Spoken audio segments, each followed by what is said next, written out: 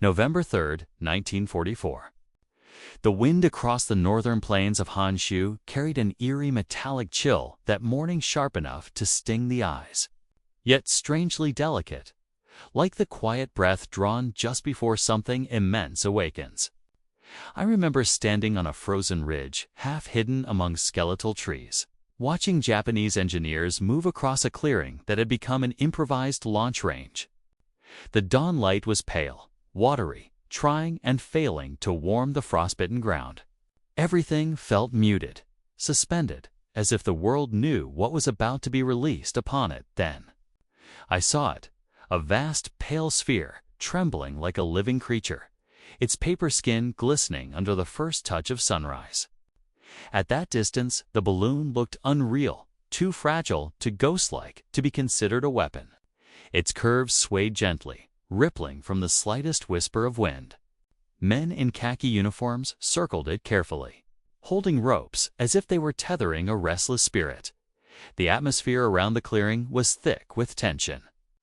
No one spoke loudly. Orders were given in hushed tones. Breath steamed in the cold air, drifting upward like faint souls rising. I remember thinking, this doesn't resemble war. This resembles a ritual. One officer, his face carved by exhaustion, walked slowly toward the balloon. He did not look at his men. He looked at the sky gray, streaked with thin clouds studding it like a gambler reading a deck of cards. Everything depended on the wind. Everything depended on timing. Everything depended on a force they could not see. A gust rolled across the field, then deep, hollow, stretching over us like the rumble of distant drums. The ropes shook. The balloon quivered. And in that brief, shivering moment, every man there felt the same thing. This was not just another weapon. This was hope, desperation, and madness bound together with string and paper.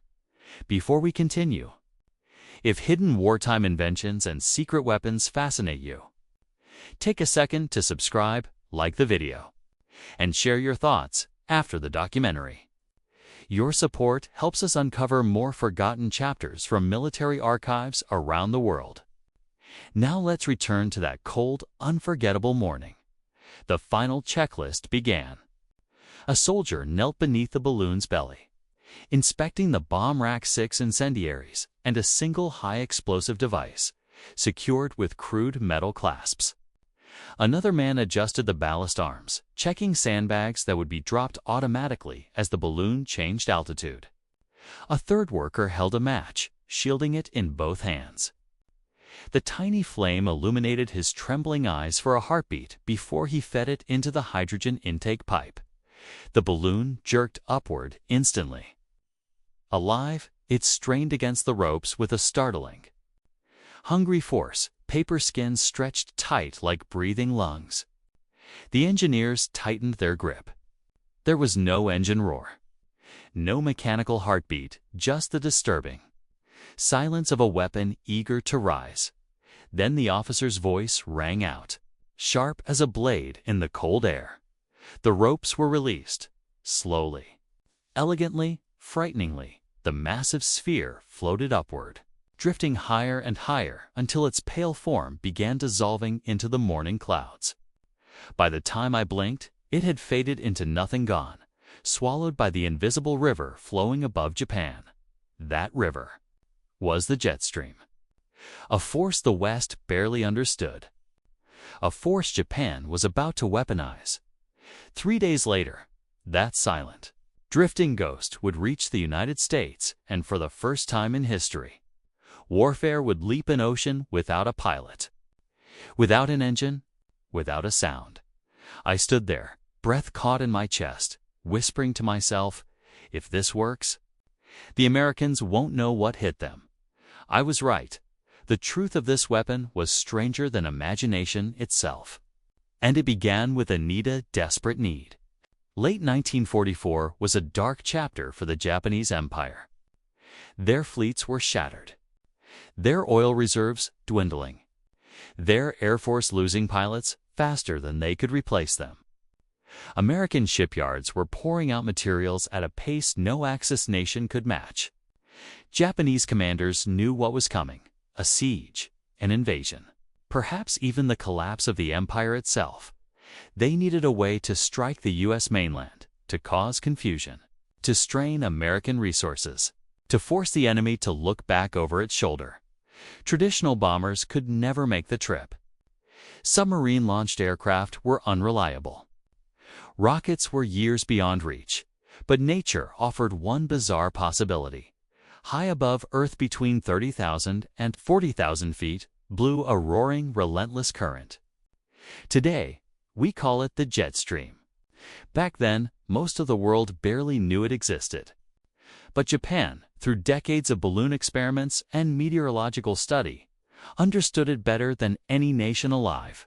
If they could launch a balloon into that current, if they could design it to stay aloft for 70 hours, if they could attach bombs to it, the Pacific Ocean would no longer be a barrier. A balloon could reach America, it sounded ridiculous, impossible, childlike.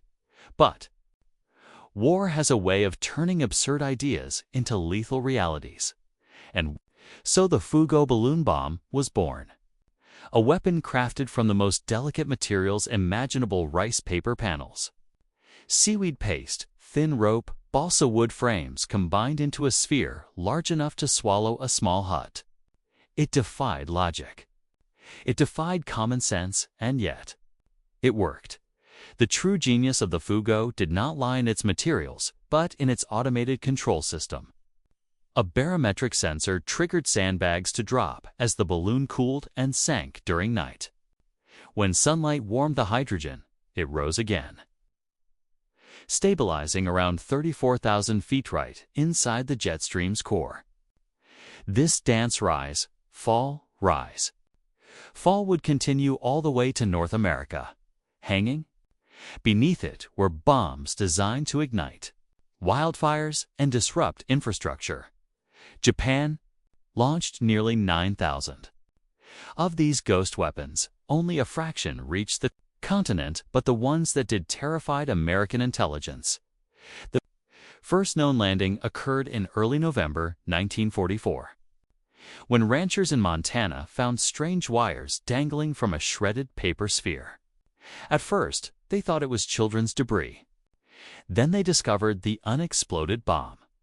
By mid-December, similar reports came from Oregon, Washington, Alaska, British Columbia, even as far south as California and Mexico.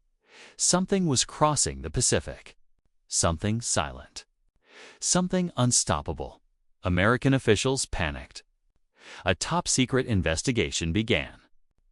Theories ranged from submarine-launched aircraft to plague carriers to secret German-Japanese collaborations. But none of those theories explained the paper. None explained the altitude. None explained how a weapon could drift thousands of miles without detection. And then, a report from Hanford America's atomic plutonium site landed on an intelligence desk. A balloon bomb had collided with power lines, causing a brief blackout. For a terrifying moment. The Manhattan Project, the beating heart of America's nuclear program, was at risk. The psychological shock was enormous, not because of the physical damage, but because the weapon made no sense. How do you defend against the wind? How do you intercept a ghost? How do you fight what you cannot see coming? Some Americans who found debris described the experience with unease. One farmer recalled hearing a faint fluttering sound overhead, like a giant moth before the balloon crashed into a stand of trees. Others found burnt patches of forest, unexplained crater holes, or tangled paper carcasses half buried in snow. Still, nothing compared to the tragedy in Oregon in May 1945.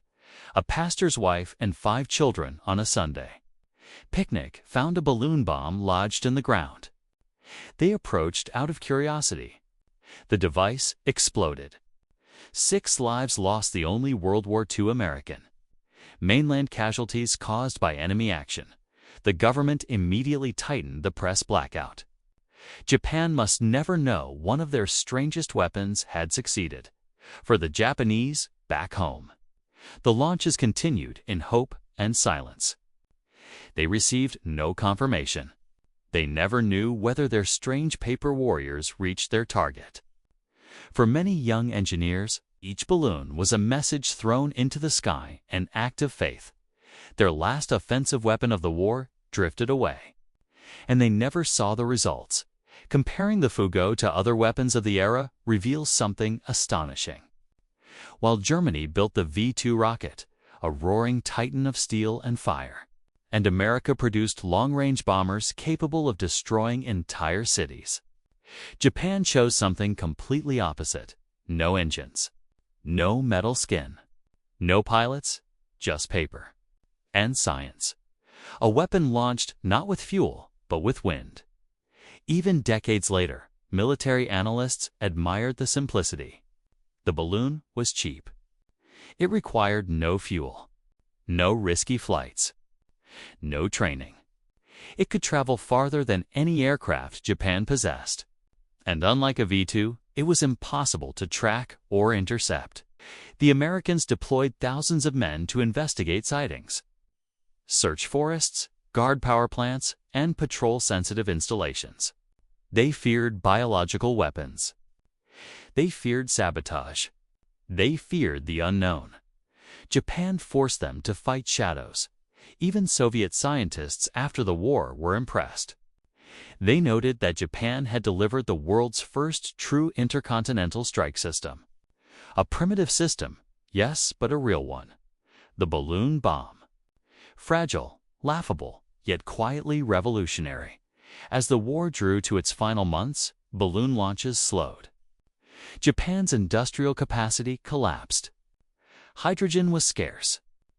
The U.S. captured Iwo Jima and Okinawa, closing in on the mainland. And in August 1945, the atomic age began. The world changed in an instant, but the balloons? They kept drifting. Some were discovered in American forests years later. One was found in Canada in 2014, still armed. Even in silence, they endured. And when I look back on that bitter morning in November 1940, 4 standing on the ridge as the first balloon vanished into cold cloud's eye, realize I wasn't witnessing a strange footnote in history. I was witnessing a moment when war brushed against the surreal, a paper weapon carried by the breath of the planet, crossing an ocean to strike an enemy that never even saw it coming.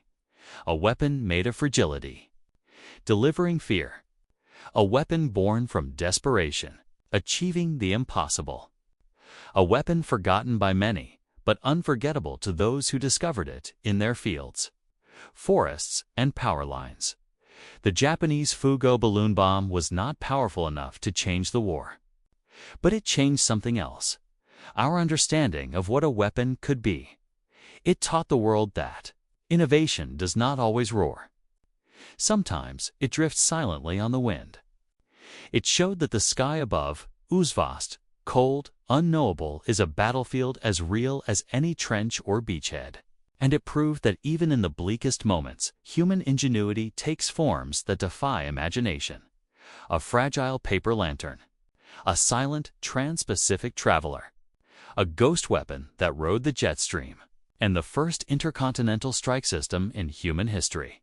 Even now, when I stand near the Pacific and feel the cold wind cutting across the waves, I imagine a pale sphere rising above the clouds carried by forces unseen, guided by nothing but physics and chance. A reminder that war is not always loud. Sometimes it is silent. Sometimes it is invisible. And sometimes it rides on the wind.